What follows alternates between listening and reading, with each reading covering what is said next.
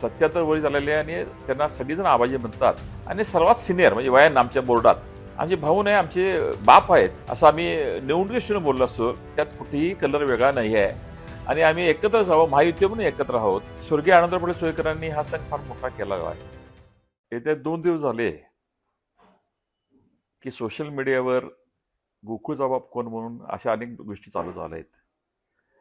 आदरणीय आमचे ज्येष्ठ सहकारी माने आबाजींचा शुभदिनी फॉर्म देण्यासाठी आम्ही काही लोक माजी संचालक गेलो होतो.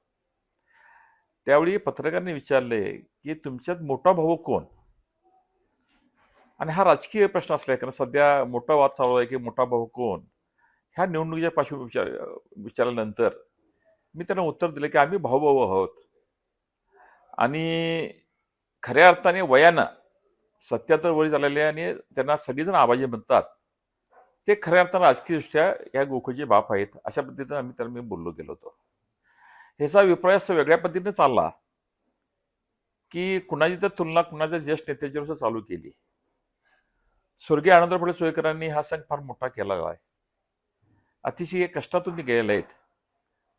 त्यांची तुलना करणे ह्या गोष्टी आमच्या काही उद्देशाचं नसताना त्यांची जोड आबाजी त्यांची ते जोडल्यानंतर अनेक विपर्यास निघाले, अनेक कॉमेंट निगेटिव्ह चालू झाले.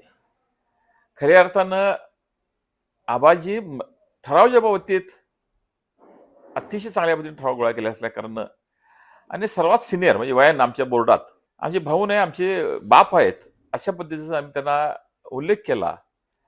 आणि त्यामुळं कुणाचा अनादर करणे, आदरणीय स्वर्गीय साहेबांच्या मुलग्याचं जेव्हा नाव आलं, मी चेअरमन असताना तेव्हा मी राजीनामा दिला होता अजित नरकेंच्या घरी, मी तिथेही उल्लेख केलेला आहे. आणि ते जर स्वर्गीय आनंदराव पाटील सोयकरांच्या एखादा मुलगा ह्या गोकुळचा चेअरमन होत असेल, अजित नरकेन मी त्यांचे पाहुणे असल्याकडे मी राजीनामा दिला होता. भविष्यात पुढच्या घडामोडी आम्हाला काय माहीत नाही आहेत, तर त्यांच्यावर रिस्पेक्ट असल्या कारणानं आणि त्याचबरोबर स्वर्गीय आनंदराव पाटील सोयकरांनी अरुण नरकेंच्या पासून आमच्या परत सगळ्यांना बोर्डात घेतलेला आहे.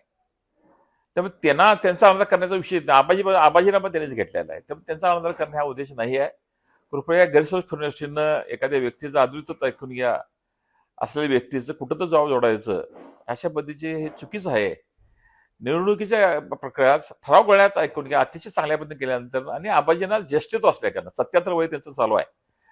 त्यामुळे आम्ही आदरांना पण म्हणा आणि ठराव सुद्धा ते असल्या कारणानं आम्ही त्यांना सर्वांचे आमचे बाप असं आम्ही निवडणुकीशी बोललो असतो. त्यात कुठेही कलर वेगळा नाही आहे आणि आम्ही एकत्रच आहोत, महायुती म्हणून एकत्र आहोत.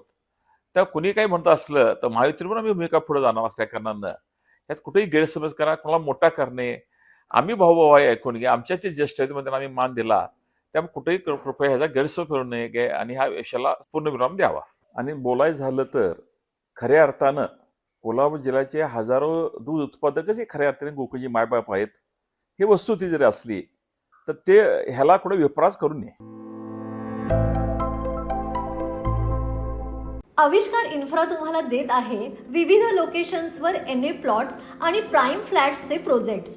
नंदिनी जाधव नगर, शांत निवांत कोल्हापुरात घर म्हणजेच नंदिनी जाधव नगर. मल्हार रामगिरी, तुमच्या स्वप्नातील बंगल्याची पहिली पायरी. मल्हार रामगिरी हातकणंगले. पॅनोरामा हिल्स आंबा, सह्याद्रीच्या कुशीत निसर्गाच्या सानिध्यात तुमचं स्वतःचं farm house. Padmavira city Jaysingpur, एक आधुनिक लाईफस्टाईल देणारा 1 and 2 BHK होम्सचा प्रोजेक्ट.